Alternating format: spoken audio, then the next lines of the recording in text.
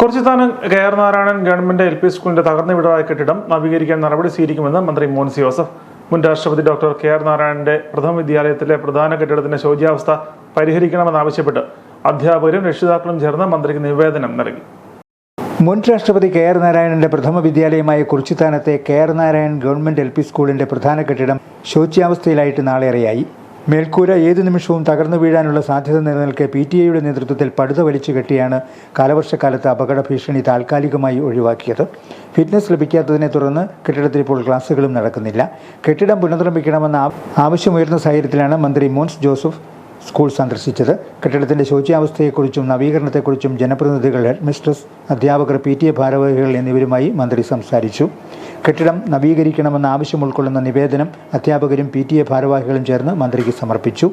കെട്ടിടം നവീകരിക്കാനുള്ള നടപടികൾ ഉടൻ സ്വീകരിക്കുമെന്ന് മന്ത്രി പറഞ്ഞു. ജൂലൈ 30-ന് PWD അധികൃതരും ജനപ്രതിനിധികളും PTA ഭാരവാഹികളും പങ്കെടുക്കുന്ന യോഗത്തിൽ കെട്ടിടം പുനർനിർമ്മിക്കുന്നതിനെക്കുറിച്ച് തീരുമാനമെടുക്കുമെന്നും മന്ത്രി പറഞ്ഞു.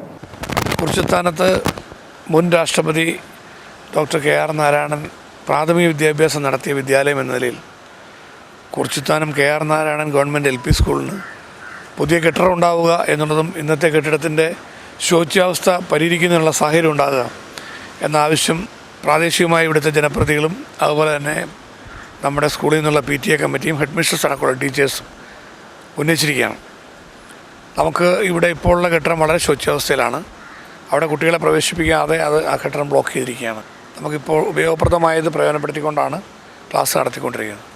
അതുകൊണ്ട് തീർച്ചയായിട്ടും ഇക്കാര്യത്തിൽ പരിഹാരമുണ്ടാകുക എന്നുള്ളത് അത്യന്താപേക്ഷിതമായ കാര്യമാണ്. അതുകൊണ്ടാണ് ഞങ്ങൾ ഇവിടെ ഇന്ന് പെട്ടെന്ന് വരുവാൻ ഇടയായത്. 30-ാം തീയതി ഈ പ്രശ്നം പരിഹരിക്കുന്നതിന് വേണ്ടി സ്കൂളിൽ പ്രത്യേക യോഗം വിളിച്ച് ചേർന്നു. ഇന്നലെ ഗവൺമെൻറ്റിൻ്റെ ഒരു ഹൈ ലെവൽ മീറ്റിംഗ് ട്രിവാൻഡ്രത്ത് ഞങ്ങൾ വിളിച്ചു കൂട്ടിയിരുന്നു.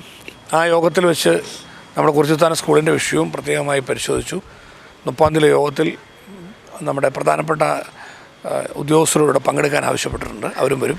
നമ്മുടെ ജനപ്രതിനിധികൾ എല്ലാവരും ഉണ്ടാവും. അതുപോലെ തന്നെ സ്കൂളിലെ ഡെവലപ്മെൻറ്റ് കമ്മിറ്റി, സ്കൂളുമായി ബന്ധപ്പെട്ട കാര്യങ്ങൾ നോക്കുന്ന PTA കമ്മിറ്റി അടക്കമുള്ള എല്ലാവരും ഉണ്ടാവും.